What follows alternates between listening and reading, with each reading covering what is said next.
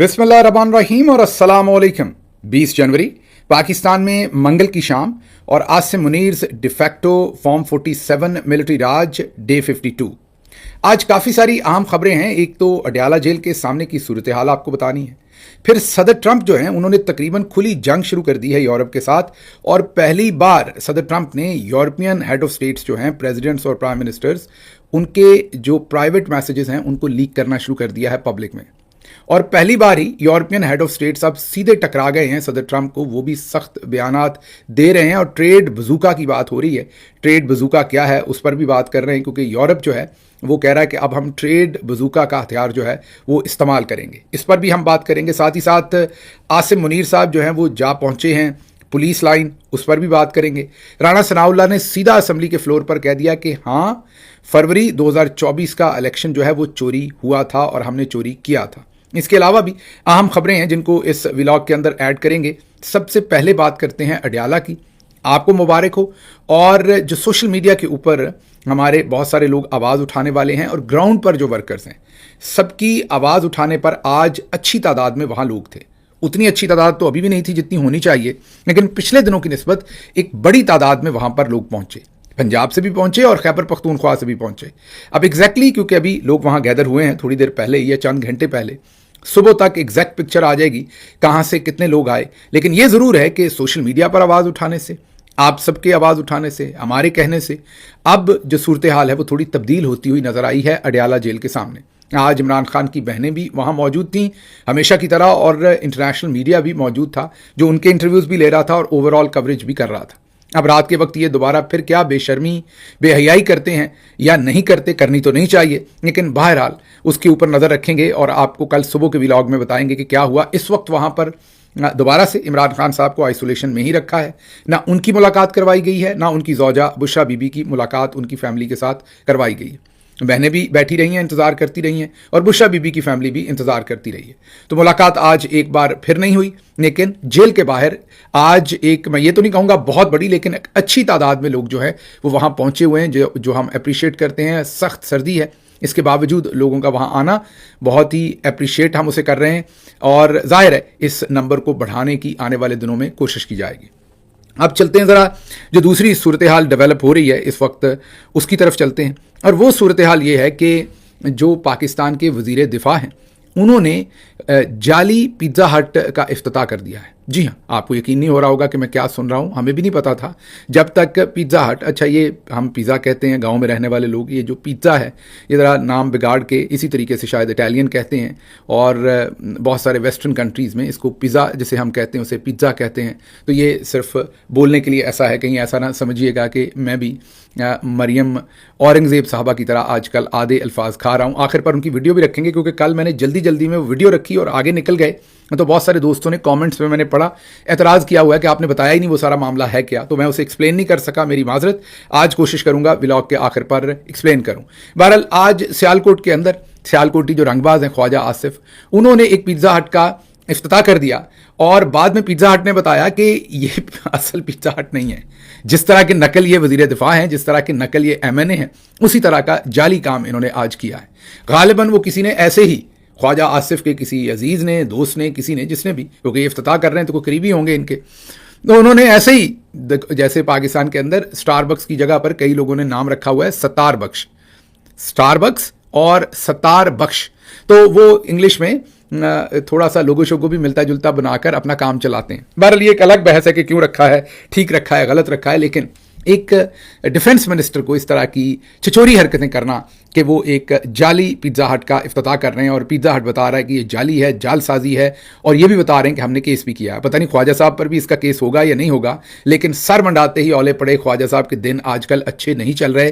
पिछले दिनों हमने उनके कुछ स्क्रीनशॉट आपके सामने रखे थे जिनमें वो ऑनलाइन डेटिंग टाइप जो अकाउंट्स हैं या ऑनलाइन जिनके ऊपर वल्गर किस्म की बातें होती हैं, उस तरह की खवातीन को अपने दिल भेज रहे थे। वो रात के वक्त पानी ज़्यादा पी लिया होगा, होश नहीं होगी, मदहोशी में ये हरकतें करते रहे। सो बच्चों ने शर्म दिलाई होगी, हो सकता भाभी ने दिलाई हो, तो फिर इन्होंने सारे ट्वीट डिलीट किए, वो जो सारा गंद सारी रात डाला हुआ था उसको समेटा, और ये इनके साथ अक्सर हो रहा है।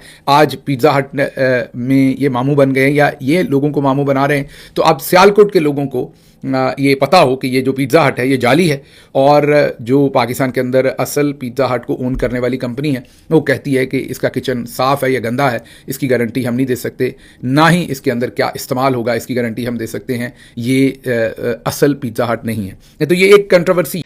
आगे चलकर आपको बता दें कि सदर ट्रंप की ये सारी बातें जो हैं ये क्यों अनहोनी भी हैं और ठीक भी हैं। मेरे ख्याल से तो ठीक है। आप देखिए, हमारा जो इलेक्शन था वो चोरी हुआ, इसी यूरोपीय यूनियन ने जो आज बहुत इखलाकी तौर पर आला मेयार बना रही है और ट्रंप को बुरा भला कह रही है, इसने वो रिपोर्ट चोरी की, छुपाई। इसी यूरोपीय यूनियन ने और कॉमनवेल्थ ने, दोनों ने, मीन यूके ने भी और यूरोपीय यूनियन ने भी वो रिपोर्ट दबा के, यूरोपीय यूनियन तो अभी भी दबा के बैठा है, और यूके ने, कॉमनवेल्थ ने जब वो लीक हो गई ड्रॉप साइट के ऊपर तो तब जाकर उसे पब्लिश किया। तो इखलाकियात तो कोई नहीं थे, लेकिन ये पक्के मुंह से झूठ बोलते थे, इखलाकियात की धज्जियां उड़ाते थे तमाम काफ़ी सारे वेस्टर्न कंट्रीज़। सदर ट्रंप जो है वही काम कर रहे हैं, लेकिन वो टीका जो है वो आपको खिलौना पकड़ा के नहीं, सीधा ही लगा रहे हैं। सदर ट्रंप जो हैं वो यूरोप वालों की बम पे सीधा टीका लगा रहे हैं, वो वाली बातें नहीं कर रहे जो यूरोप वाले हमारी बम पे टीका लगाते हुए कहते हैं कि वसी तर इंटरनेशनल जो इंटरेस्ट्स हैं, democracy, freedom of speech, rule of law, उसके तहत हम ये सब कुछ कर रहे हैं। तो सदर ट्रंप खुल के कह रहे हैं कि मुझे मिनरल्स भी चाहिए, मुझे कब्जा भी चाहिए, ये मेरा हक है, मैं लूंगा, और ये क्या बकवास है कि आपकी कश्तियां पहले पहुंची, हमारी भी कश्तियां पहुंची थी। तो कोई शक नहीं कि सदर ट्रंप कल को कहें कि जैसे अमेरिका पर हमने रेड इंडियंस को यहां से भगा के मार के कब्जा किया था, ये सारी जगहों पर ऐसे ही कब्जा हुआ है, तो जब उस वक्त आपका जोर चलता था आपने कब्जा किया, आज मेरा जोर चलता है, मैं वापस उन जगहों पर कब्जा करूंगा। वैसे सच तो यही है, मतलब इसमें कोई ऐसी अनहोनी बात तो वो नहीं कर रहे। बात तो वो ठीक कह रहे हैं कि उस टाइम आपकी कश्तियां जहां पहुंची, जहां आप कब्जा कर सके, जैसे जो ब्रिटिश एम्पायर थी उसने लार्जर इंडिया, मीन उस वक्त के इंडिया, पाकिस्तान, बांग्लादेश, आज का जो 3 मुल्क हैं, ये लार्जर इंडिया था, इस पर कब्जा किया, परली तरफ मलेशिया और पता नहीं कहाँ कहाँ उन्होंने अपनी रियासत बनाई, क्योंकि उस वक्त उनका जोर चलता था। आज सदर ट्रंप का चलता है तो वो कहते हैं मैं अब हिस्सा लूंगा, जहां जहां मैं ले सकता हूं कब्जा करता हूं। लेकिन यूरोपियन कंट्रीज जो हैं वो बहुत बुरी तरह से रिस्पॉन्ड कर रही हैं इसके ऊपर।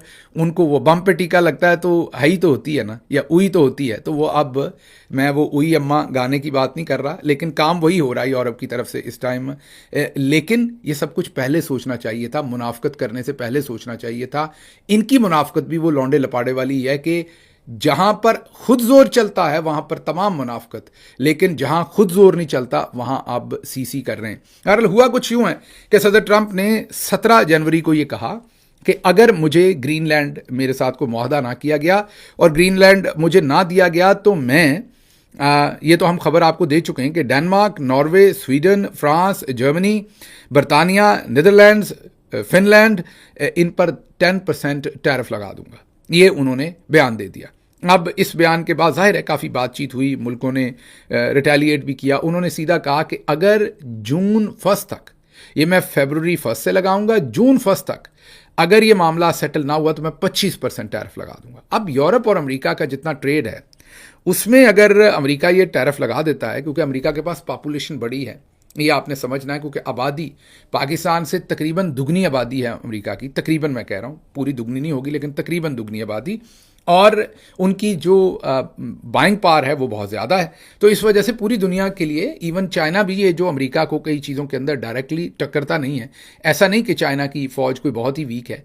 चाइना की जो असल स्ट्रेंथ है वो अमेरिकी मार्केट है जिसको वो चीज़ें बेचते हैं। चाइना अगर फौरी तौर पर अमेरिका से लड़ाई शुरू करता है तो वो मार्केट उनके हाथ से चली जाएगी, जिस वजह से, और इसी तरह अमेरिका की भी डिपेंडेंस है चाइना पे, ये नहीं कि नहीं है।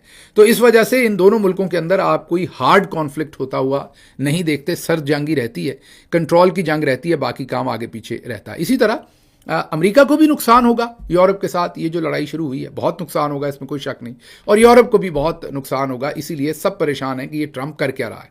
बाकी सब ये सारे काम मुनाफिकाना तरीके से करते थे, काम ऐसे ही होते थे तब भी। ट्रंप जो है वो खुले चिट्टे ये काम करते हैं। मतलब पहले क्या होता था, पहले इराक जाओ वहाँ कब्जा कर लो, अफगानिस्तान जाओ वहाँ कब्जा कर लो, यूरोप भी साथ होता था, फौजें भेजता था, यही जर्मनी, यही नॉर्वे, यही स्वीडन अपने फौजी दस्ते साथ भेजते थे। अब सदर ट्रंप ने कहा है कि वहाँ करता हूँ तो तुम लोगों पर क्यों नहीं, यहाँ भी मिनरल्स हैं, यहाँ भी करूँगा, वहाँ तेल है तो यहाँ मिनरल्स हैं। मीन सदर ट्रंप ने खुली नंगी चिट्टी बात ये की है कि जहाँ जहाँ मेरे से कम ताकतवर होगा वहाँ कब्जा करूँगा, तो आप मेरे से कम ताकतवर हैं, आप पे भी करूँगा। अब तकलीफ हो रही है, जब दूसरे मुल्कों के ऊपर ये सब कुछ हो रहा था तो ये सारे साथ मिले हुए थे। तो अगर आपका दिल हचकोले ले रहा है ना इनके लिए, और आपको सदर ट्रंप बहुत बुरे लग रहे हैं, तो आप थोड़ा सा पानी पीजिए, अपने आप को रियलाइज कर। मैं ये नहीं कह रहा सदर ट्रंप जो कर रहे हैं वो ठीक कर रहे हैं या वो करना चाहिए, लेकिन मैं आपको सिर्फ ये बता रहा हूं कि ये सारे भी बहुत हद तक मुनाफिक हैं, जो कुछ ये पहले दुनिया के साथ करते रहे हैं और उसका हिस्सा रहे हैं और आज भी उसका हिस्सा बनने को तैयार हैं, मां सवाए ये कि इनके साथ ऐसा ना हो।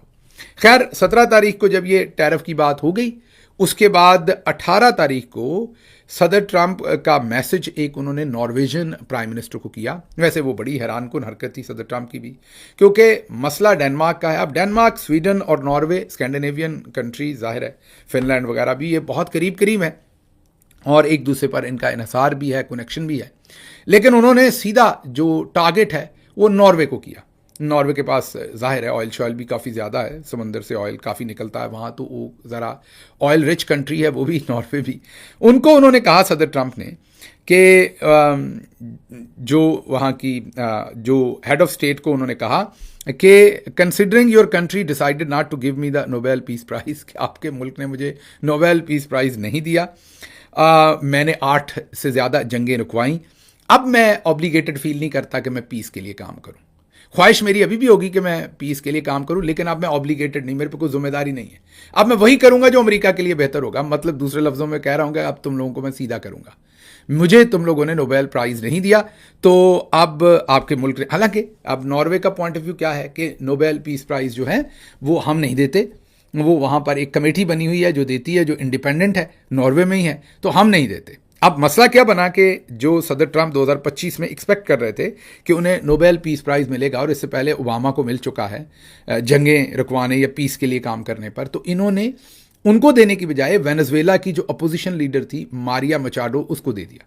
सदर ट्रंप ने पहले तो उनके नट बोल्ट टाइट किए। मारिया मचाडो के बारे में उन्होंने कहा कि मचाडो जो हैं वो पॉपुलर भी नहीं है और वेल रिस्पेक्टेड भी नहीं, तो मैं उसे वेनेजुएला में कोई पावर उसे हैंड ओवर नहीं कर रहा। वो बेचारी भागी भागी आई, अपना नोबेल पीस प्राइज़ भी साथ उठा के, और उसने एक टीवी इंटरव्यू में कहा कि मैं सदर ट्रंप को ये पेश करना चाहती हूँ, और उसने फिर व्हाइट हाउस में आके पेश भी किया।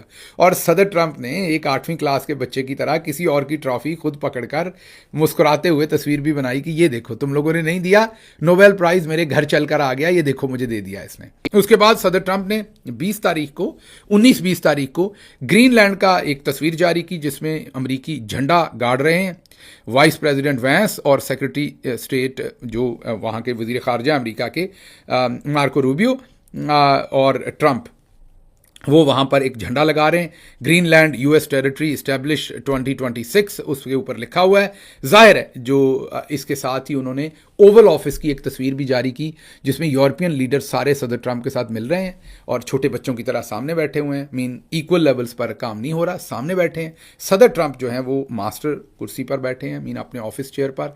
वो तस्वीर ही एक डिपिक्शन है कि सदर ट्रंप जो हैं वो इनके आका हैं और ये सारे उनकी राया हैं।